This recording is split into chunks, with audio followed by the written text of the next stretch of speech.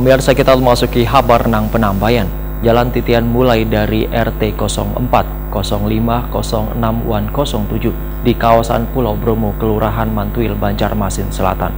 Nang panjangnya 1,2 pal akan segera diperbaiki di bulan Juni 2023. Perbaikan jalan titian nang sudah lawas dihadangi warga ini ditargetkan akan tuntung nantinya di akhir tahun 2023.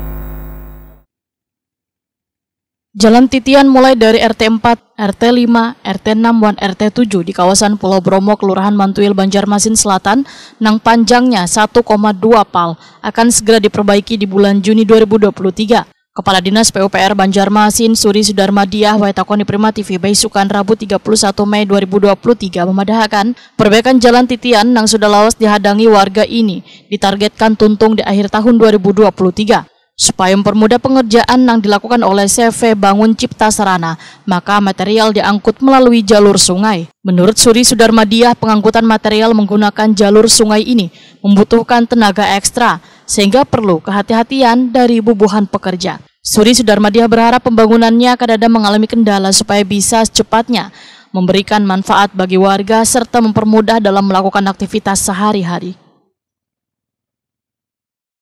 Jadi semua RT 4, RT 6, RT 7, RT 7 ya. Mungkin perkiranya total panjangnya itu sekitar 1,2 Pak.